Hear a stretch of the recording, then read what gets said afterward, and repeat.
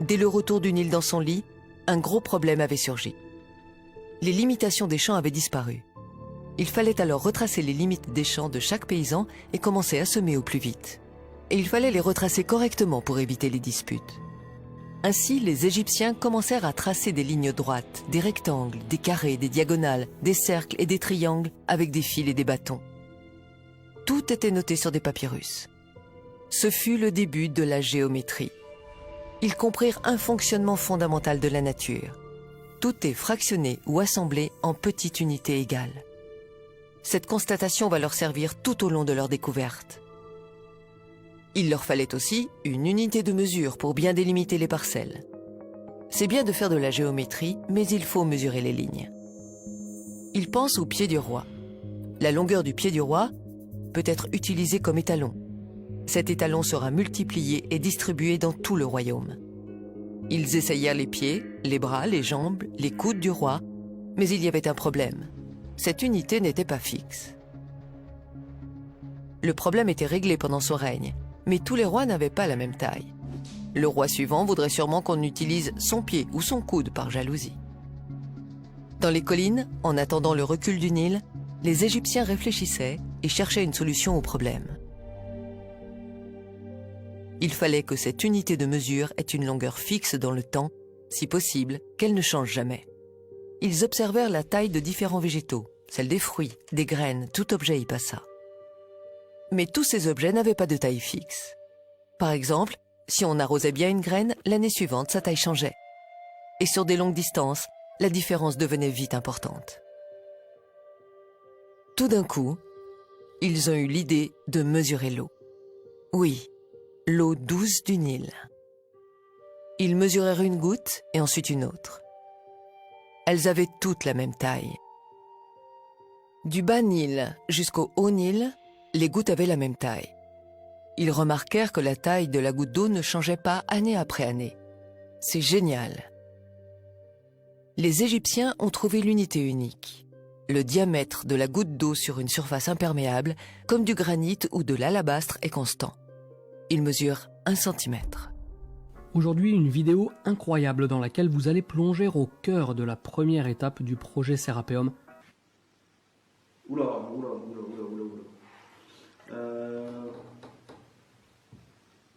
Donc ça c'est l'arête N sur le schéma. Est-ce que les Égyptiens connaissaient le mètre ou pas? J'en sais rien. En plus t'as vérifié la mesure, hein, tu l'as mesuré 2 fois. Là. Je double toutes les mesures à chaque fois. Ouais, ok. Donc là, on est 1 mètre. 1,000 mètre. 1 mètre pile mesuré au laser 2 fois de suite. Ils vont nommer cette petite unité doigt royal. 10 gouttes d'eau, soit 10 doigts royaux, égale une main royale. 100 gouttes d'eau, donc 100 doigts royaux, ou 10 mains royales, égale une jambe royale. Des siècles plus tard, on sortira ces découvertes des coffres secrets et on les renommera différemment. Le doigt royal sera appelé le centimètre, la main royale le décimètre et la jambe royale le mètre. On les présentera comme des découvertes récentes et on se les appropriera made in France. Le diamètre de la goutte d'eau douce mesure ce qu'on appelle aujourd'hui 1 centimètre. L'eau est une constante universelle. La taille de la goutte d'eau douce ne changera jamais pendant des milliers et des millions d'années. Oui, l'unité universelle, le mètre, n'a pas été inventée en 1780, mais elle fut découverte par les Égyptiens il y a des millénaires. Le mètre est une unité universelle parce qu'elle est mesurée sur l'eau. L'eau est la seule matière qui soit stable. Tous les autres matériaux ou objets sont difficiles à mesurer ou alors ils varient dans le temps. L'architecture de l'univers entier est construite sur cette unité. Sur le mètre, cette unité immuable, ont été définies les 6 unités fondamentales de la physique et de la chimie d'aujourd'hui.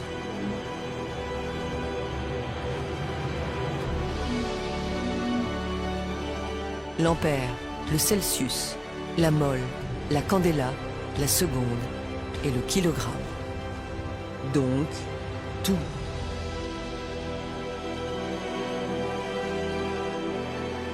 Maintenant que les Égyptiens ont découvert le mètre, ils peuvent tracer les parcelles sans problème.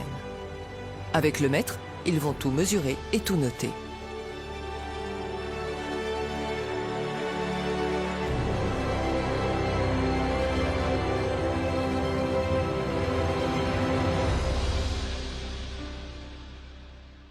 Ils prennent un disque de diamètre d'une jambe royale et l'entourent d'un fil.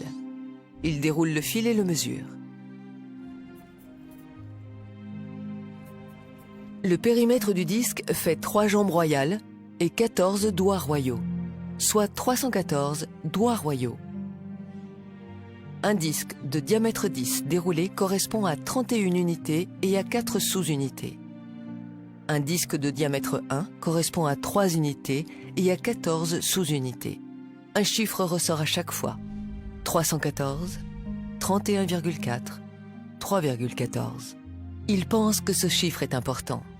Ce chiffre, c'est le pi, 3,14. Les Égyptiens connaissaient avec précision le pi bien avant Archimède. De cette expérience, ils vont aussi déduire le système décimal. Ils découpent le disque en 6, le mesurent sur la jambe royale, le mètre. Ils obtiennent le chiffre 52 cm et 36 sous-unités, millimètres. Ils le notent et pensent que ceci est important. Au fil de leurs observations, ils constatent que le volume d'une sphère représente 52,36% du volume d'un cube.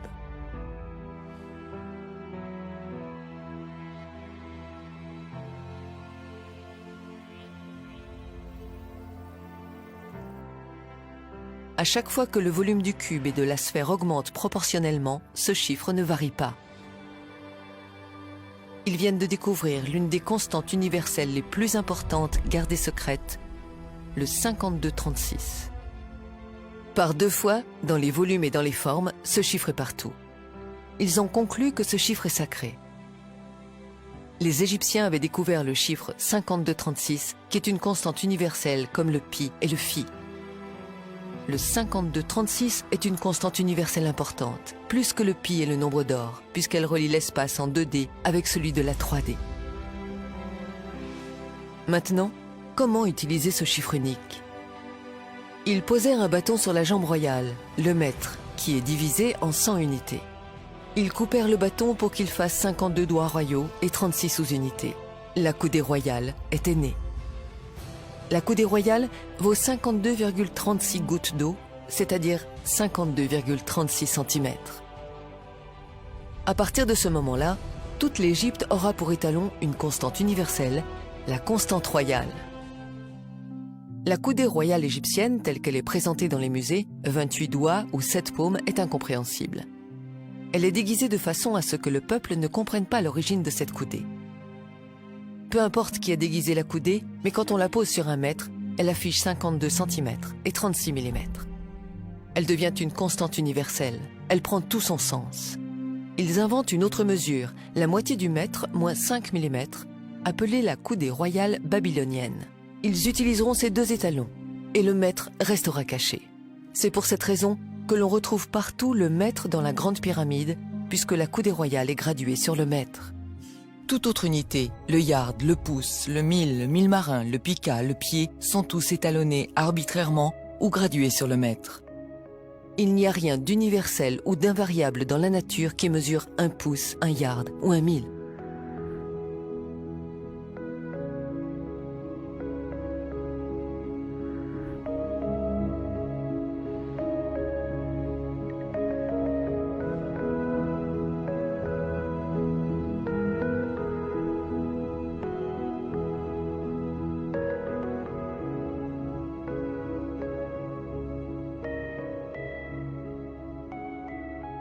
Empiriquement, les Égyptiens vont aussi découvrir le nombre d'or.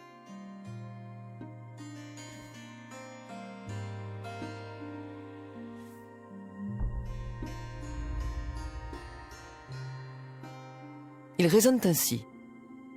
Puisque les dieux ont utilisé ces chiffres sacrés partout dans la nature, pour que nous restions nous-mêmes reliés à la nature, nous devons les intégrer dans nos constructions et faire comme les dieux. Un raisonnement simple, mais de génie. Des principes sacrés. Les Égyptiens intégreront partout les constantes universelles.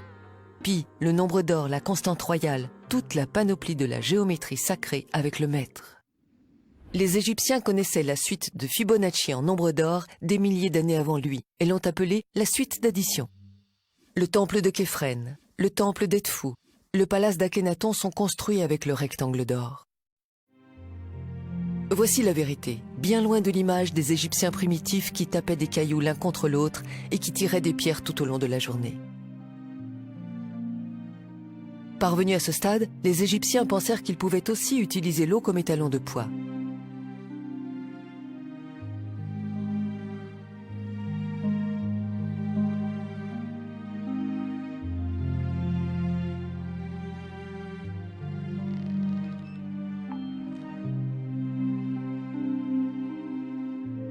Ils posèrent un récipient de 10 doigts royaux rempli d'eau, puis lui assignèrent un poids sur la balance.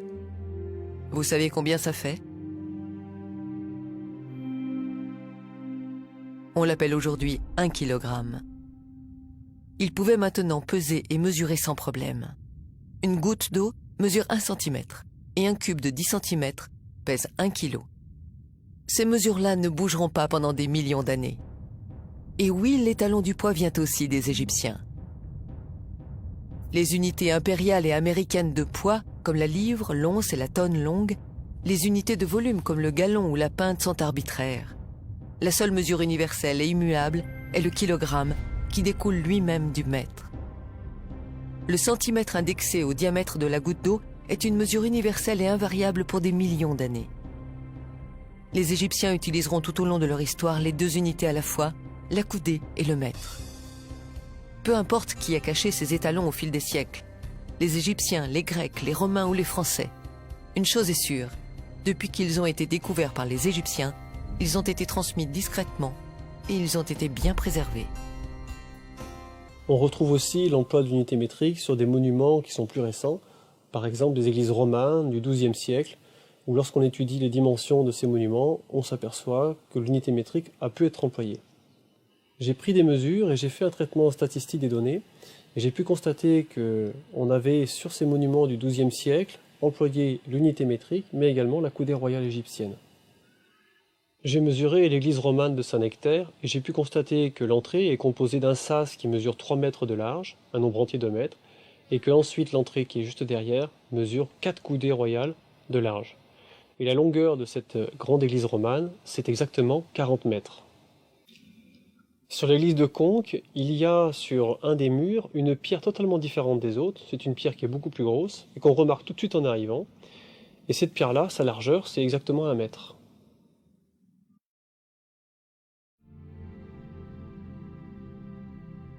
La chambre du roi, elle, sera construite avec la dimension de 10 coudées par 20 et 11,18 coudées de hauteur.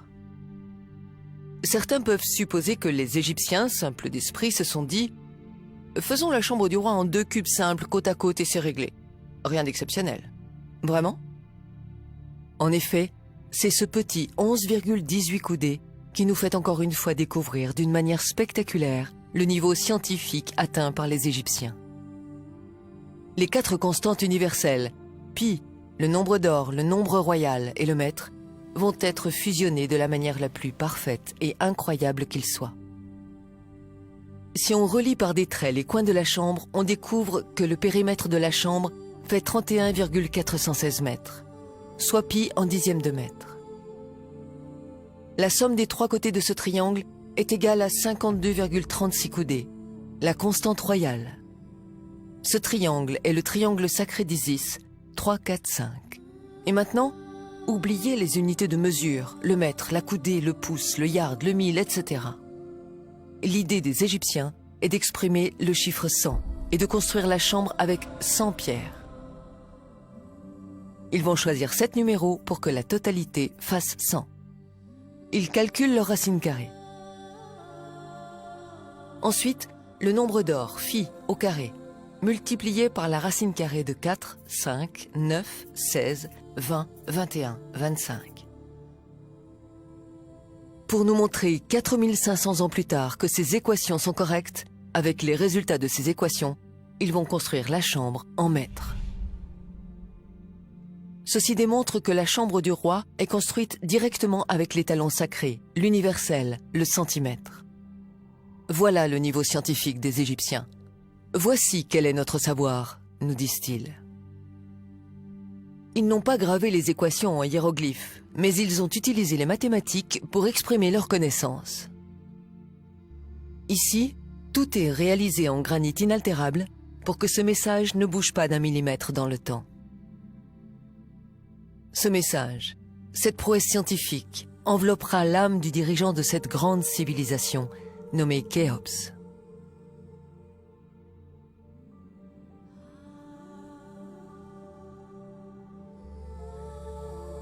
Les Égyptiens avaient compris l'essentiel, que Dieu ou l'architecte de l'univers a construit la nature et toutes ses composantes à l'aide d'une matrice qui s'appelle les mathématiques. Ils se sont ensuite appliqués à leur tour comme des dieux. Ils ont intégré les mathématiques partout, ce qui les a profondément connectés à la nature. Cette façon de construire, basée sur les constantes universelles, sera répandue partout sur Terre au fil des millénaires. Les cathédrales, les églises et diverses constructions seront réalisées avec la coudée, le mètre, pi et phi, qu'on nommera mystiquement la géométrie sacrée. C'est pour cette raison que lorsqu'on entre dans une cathédrale, on se sent bien et immédiatement apaisé. Nulle part dans le monde n'existe un monument ou un objet tel que la pyramide de Khéops. Dans son livre de 311 pages, La chambre de Khéops, l'auteur exprime son admiration en seulement 4 phrases. Il serait vain d'y chercher des traces d'improvisation, de modification ou d'imperfection. Du sol au plafond, tout est parfaitement réalisé, dit Gilles Dormian. Les petits pavés de granit venus d'Assouan seront acheminés par les fils de transporteurs.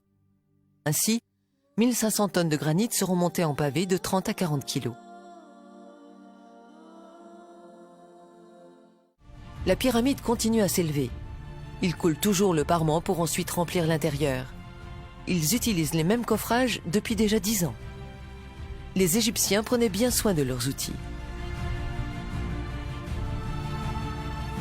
Les passages se ferment un par un au fur et à mesure que la pyramide monte.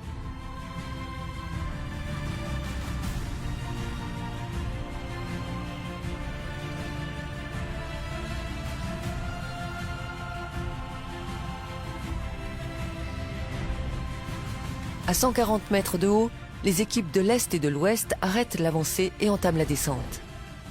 Ils posent le parement apotème en descendant. Seules les équipes du Sud et du Nord continuent jusqu'à la fin.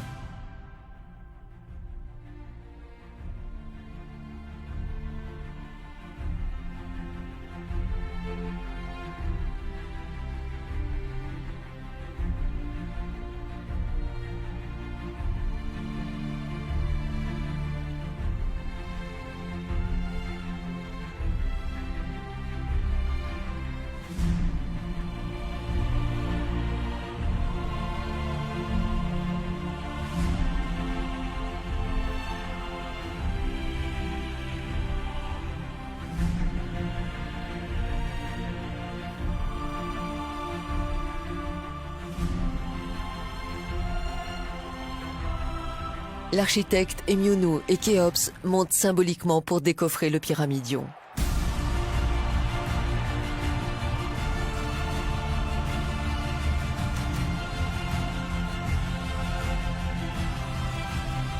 Le pyramidion est sorti. La foule hurle de joie. 20 années de dur labeur pour leur roi s'achèvent.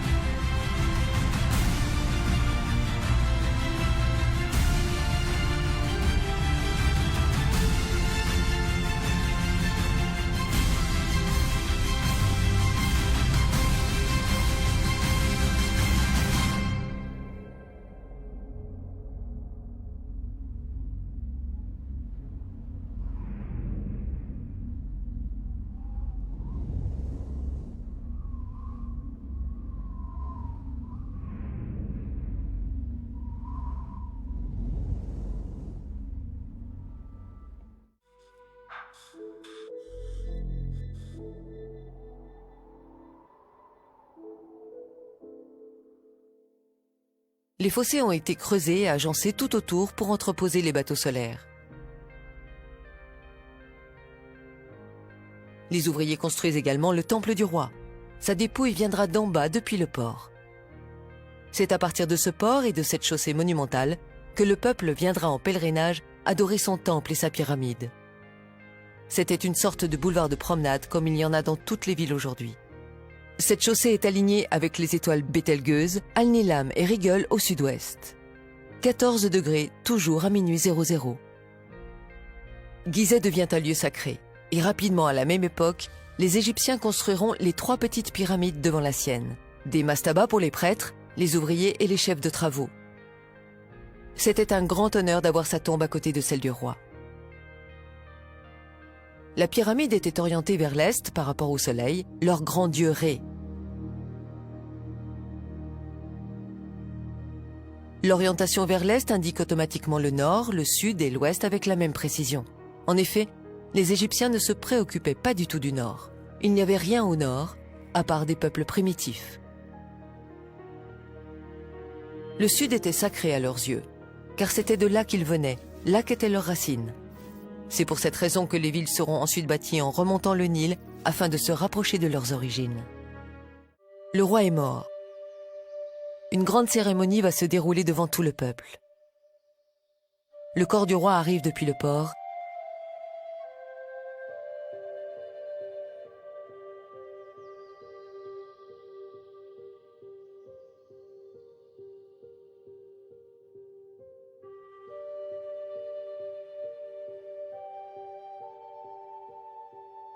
Il est momifié dans le temple.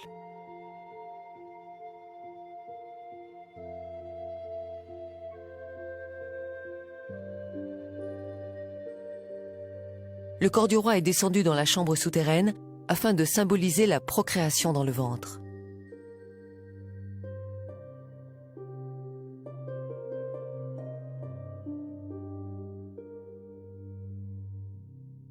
Puis c'est la naissance.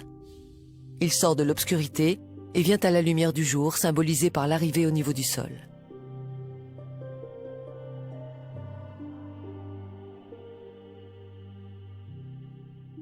Il grandit et devient roi. Il a régné avec justice et droiture. Tout au long de sa vie, il a été conduit par Sirius.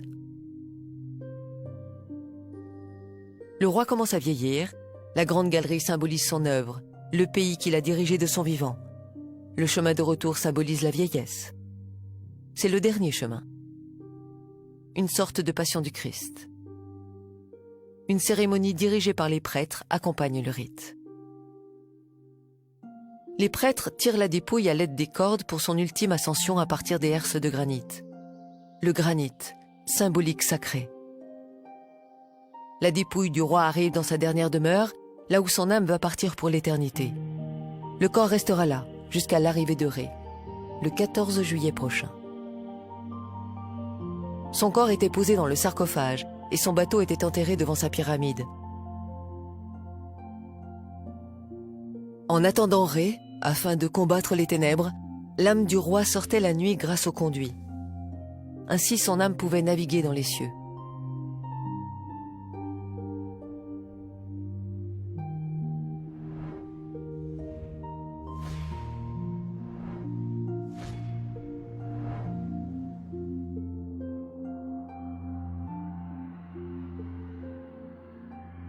Puis rentrait avant le lever du soleil pour se reposer. La chambre souterraine et la chambre médiane sont parfaitement centrées dans l'axe de la pyramide, sauf celle du roi. C'est la première chose qui frappe quand on regarde une coupe de la pyramide. Une anomalie? Une imperfection? Non. Cela correspondait à un rituel précis.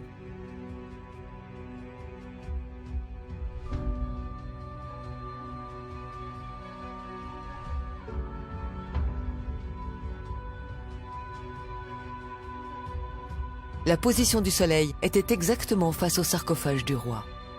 Le roi attendait Ré dans sa chambre.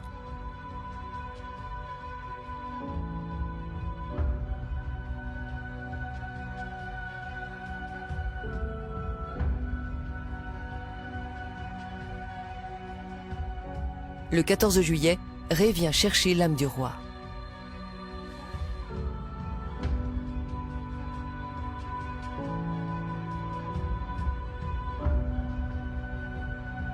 Ils partent ensemble pour l'éternité.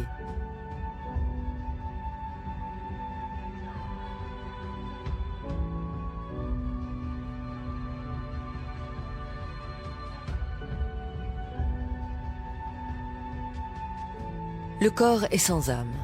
La dépouille sera enterrée dans un lieu secret. La pyramide peut maintenant se fermer. Cette pyramide et sa symbolique va rester fermée pour l'éternité dans son intimité.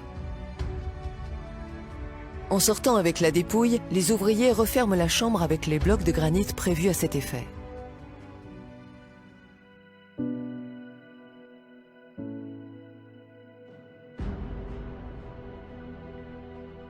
Les ouvriers vont laisser une boule de dolérite et un crochet en cuivre en souvenir dans la chambre médiane, puis reboucher les trous.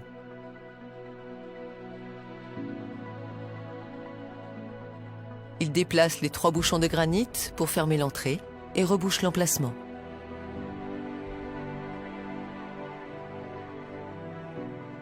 Ils prennent la sortie du boyau de service construit il y a 15 ans. Ils descendent au niveau de la grotte et posent le bloc de granit derrière eux. Ils descendent au sous-sol et ils ferment la chambre souterraine avec un autre bloc de granit.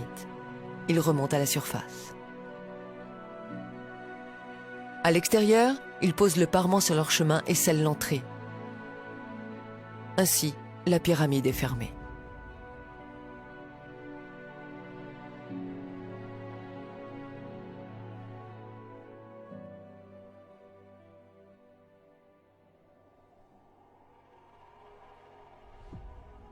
En bouchant les entrées avec des pierres de granit, les Égyptiens ont pensé que la pyramide serait inviolable. Ils n'avaient pas imaginé que des siècles plus tard, l'homme découvrirait le fer, la dynamite, les explosifs.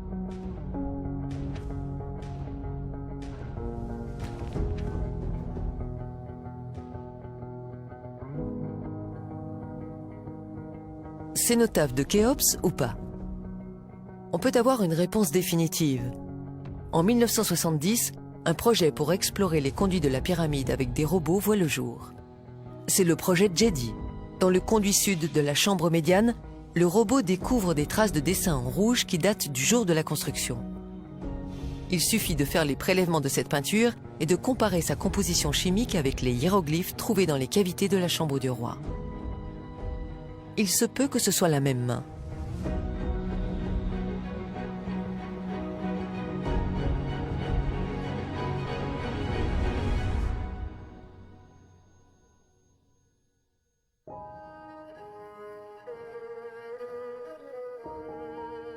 Le plus grand architecte de l'histoire de l'humanité est Émionou, celui qui a conçu la pyramide de Khéops, avec moins de 1% d'erreur. Les pyramides ne sont pas alignées avec les 3 étoiles du milieu de la constellation d'Orion, comme le soutient Beauval. L'étoile Alnitak tombe 150 mètres au-delà de la pyramide de Mykérinos. 150 mètres d'erreur, c'est énorme et invraisemblable comparé à la précision de 1 cm de l'alignement des pyramides. Les 3 pyramides sont alignées sur les étoiles Beltégeuse, Alnilam et Rigel. La corrélation est parfaite. On perçoit une forme d'égocentrisme chez Képhren qui voulait dépasser son père. Il construira sa pyramide aussi grande que celle de son père. Il la positionnera pour qu'elle corresponde avec le cœur de l'Orion, l'étoile Alnilam, obligeant ainsi son fils Mykérinos à s'aligner avec la Rigel. Képhren construira également la grande chaussée alignée avec le lever nocturne d'Alnilam. Mais qui est le Sphinx? Képhren ou un autre roi? Une tête de lion qui aurait été retravaillée pour être transformée en tête de pharaon? Peu importe. La question est, à quoi ressemble la tête du Sphinx? Avec un logiciel de reconstitution de visage 3D, voici le visage du Sphinx reconstitué correctement pour la première fois.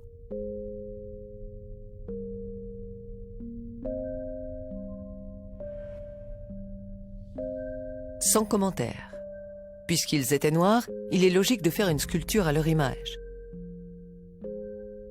Comme un peintre qui peint son dieu à son image, les Égyptiens ont fait le Sphinx à leur image. On imagine mal des Égyptiens blancs réaliser une sculpture de leur dieu ou de leur roi avec un profil nègre. Vous avez entendu le mot nègre. Il est injuste de vous montrer une recette sans vous présenter les véritables cuisiniers de ces monuments. Regardez toutes ces sculptures. Vous remarquerez une chose, elles ont toutes les nez cassés.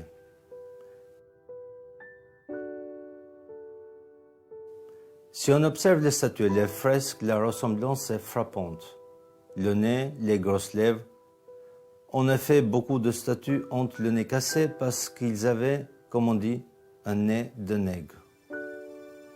Hérodote dit que les Colches étaient une colonie des Égyptiens parce qu'ils avaient la peau noire et les cheveux crépus. Livre 2, Euterpe. Les Colches étaient une colonie africaine qui a migré pour s'installer vers la mer Noire. Aristote parlera aussi des Égyptiens en les décrivant comme excessivement noirs. Ceux qui sont excessivement noirs sont quoi? Ce sont les Égyptiens et les Éthiopiens. Les Grecs utilisaient 4 mots pour dire noir: sombre, brun ou ténébreux. Kéleinos, Eremnos, Aiton et Mélas. Mélas est le noir physique le plus total. C'est la racine de ce mot qui forme le mot mélanine. Mélas, mélanine. La mélanine est le pigment qui colore la peau en noir pour le protéger du soleil. Aristote dira précisément agon mélanès pour désigner les Égyptiens et les Éthiopiens, ce qui veut dire excessivement noir en grec. Zézostrys III, dit Sénocerte en égyptien, détient le record pour le nombre de sculptures à son effigie, des dizaines. Presque toutes ces sculptures ont le nez cassé. Mais quelques-uns ont échappé à l'inquisition raciale. Le professeur sénégalais Diop a demandé au musée de Caire de faire 3 prélèvements d'1 mm² sur des momies de Ramsès II, de Séti Ier et de Toutmosis III, exposées au musée de Caire. Une fois les prélèvements analysés, ils révéleront le taux de la mélanine. Plus le taux de la mélanine est élevé, plus la peau est noire. Que je mets à la disposition des participants du colloque pour qu'on les observe au microscope.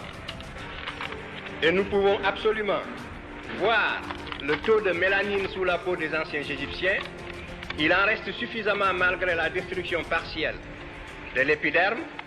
Dans la région qui sépare le derme et l'épiderme, il y a des inclusions des bases des cellules des mélanocytes en quantité suffisante pour révéler un taux de mélanine absolument absent chez les races leucodermes. Et j'ai voulu dès l'an dernier appliquer cette étude aux momies royales de Ramsès II, de Séti Ier et de Toutmosis III. Depuis un an, j'écris au conservateur du musée du Caire, car il ne me faut pas plus d'1 mm², 1 mm² de peau, mais prise toujours dans la même région, et je n'ai pas eu ces échantillons, je le regrette. Par conséquent, c'est une étude très facile, accessible, qu'on peut faire. Voici les lames, ce sont des préparations, il suffit de les mettre sous l'objectif d'un microscope pour voir le taux de mélanine. Alors, sur la base donc de mes propres investigations, que sont celles-ci, et jusqu'à ce que d'autres investigations... Le musée n'a toujours pas répondu depuis 35 ans. Les Égyptiens s'appelaient les Kémites et l'Égypte s'appelait Kémet, le pays du noir. Non, ce n'est pas la couleur noire du limon, du Nil qui est évoquée, comme certains archéologues le prétendent, mais bien la couleur de la peau de la population qui vivait là. Quand on parle du pays des Blancs, on ne fait pas allusion à la couleur de la neige des Alpes. Finissons avec les rumeurs, si Howard Carter a falsifié le masque d'or de Toutankhamon et reproduit des faux reliques. Observez le masque de Toutankhamon et le visage de cette Africaine. Je vois mal Carter, l'Européen, réaliser ce masque typé africain.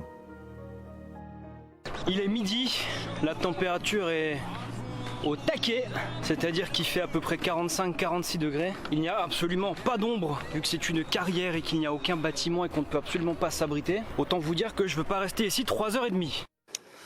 Bon, donc là il commence à faire un peu chaud. On se trouve derrière la pyramide de Mykérinos. Je commence à comprendre pourquoi Femi n'est pas venu.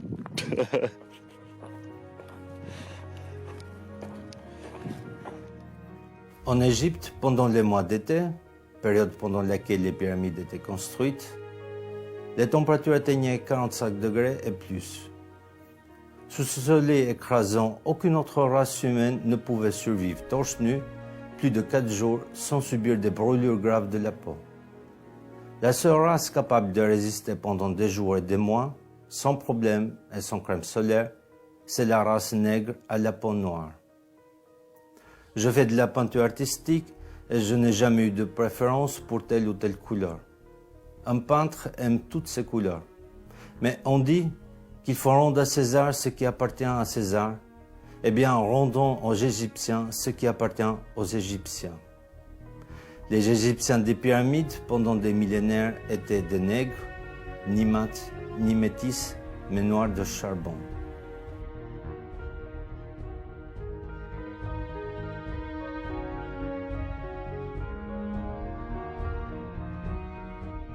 Les Égyptiens ont mémorisé et imprimé leur négritude dans le granit et dans le quartz pour l'éternité. Que doit-on faire? Les détruire pour effacer cette époque de l'humanité? Les cacher? Parler? Ne pas parler? Posez-vous ces questions. Tous ceux qui visitaient l'Égypte repartaient éblouis par le pays des Lumières. Au fil des siècles, le savoir d'Imhotep et des Égyptiens s'échappera et se propagera à travers le monde entier. Leur savoir ne sera pas perdu. Il sera partagé, parfois pris de force par les Perses, les Grecs, les Philistins, les Romains, le monde entier. Il sera transmis de génération en génération.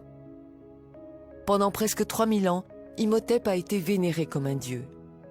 Des pèlerins venaient chaque année de tous les coins du monde jusqu'en l'an 350, date à laquelle Constantin décida de convertir tout l'Empire au christianisme.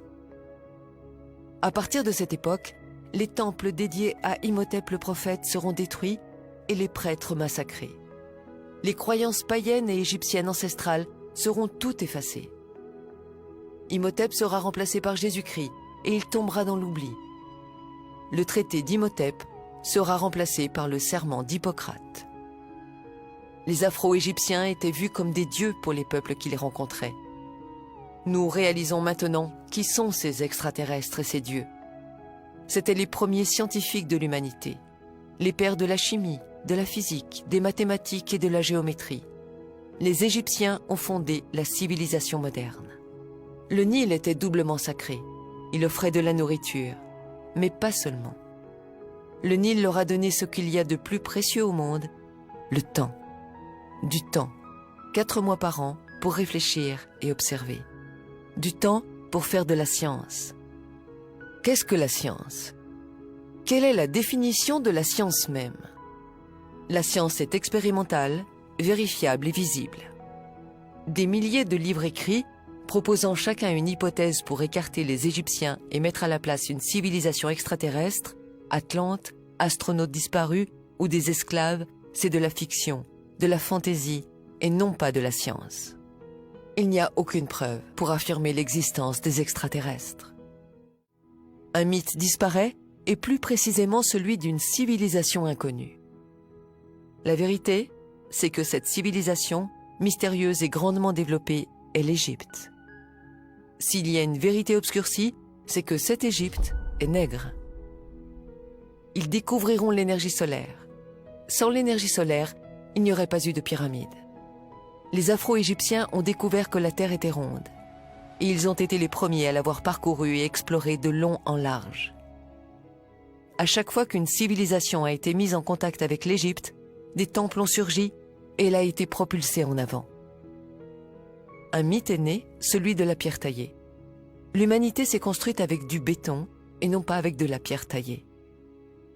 L'histoire antique de l'Égypte, de l'Afrique, de l'Asie et de l'Amérique est à réécrire entièrement.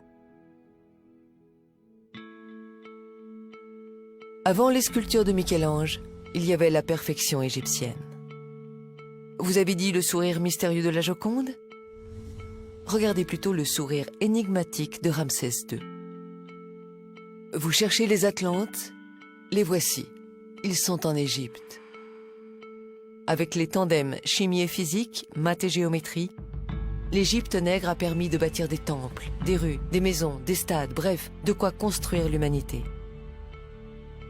Ils ont posé les piliers de la science, le premier alphabet et son art, la philosophie, la médecine, les religions. Ils sont à l'origine des cultures du monde. Ils ont créé les cultures du monde. C'est cela le plus grand mystère de l'humanité.